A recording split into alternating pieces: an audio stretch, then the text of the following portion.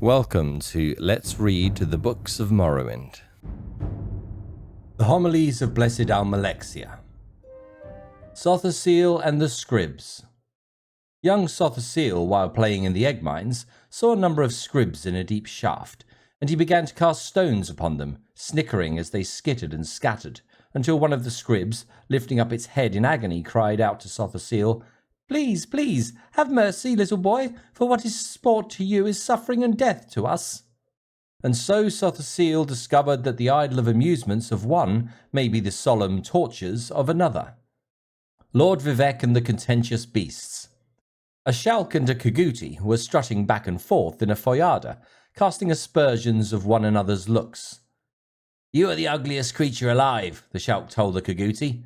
"No, you are the ugliest creature alive," the Coguti told the Shalk, for each thought himself most handsome, and the other most ugly. Then Lord Vivec chanced by and settled their dispute. "No, you are both the ugliest creatures alive, and I will not have my pleasant sojourn spoiled by your unseemly squabbling."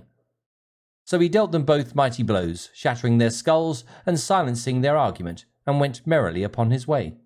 And thus Lord Vivec proved that ugliness is as much in one's manner as in one's appearance. The Boiled Coguti. It is said that if a Coguti steps into a boiling pool, he will leap out immediately to avoid harm. But if the Coguti is standing in a pool and a wizard slowly raises the temperature, measure by measure, to boiling, the Coguti will calmly stand in place until he is boiled. Thus we see that we must be alert, not only to the obvious danger, but also to the subtle degrees by which change may result in danger.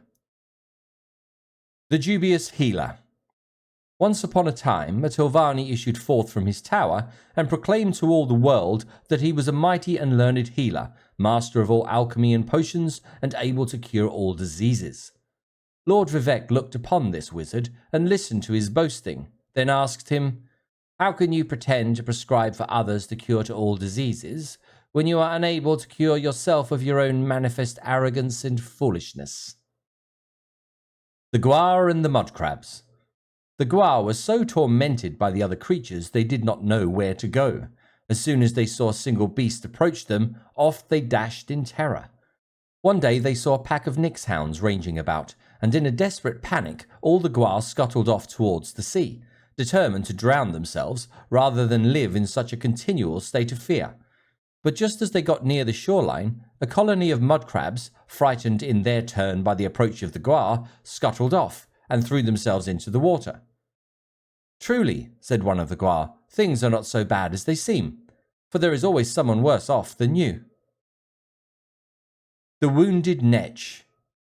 A wounded Netch lay himself down in a quiet corner of his feeding ground.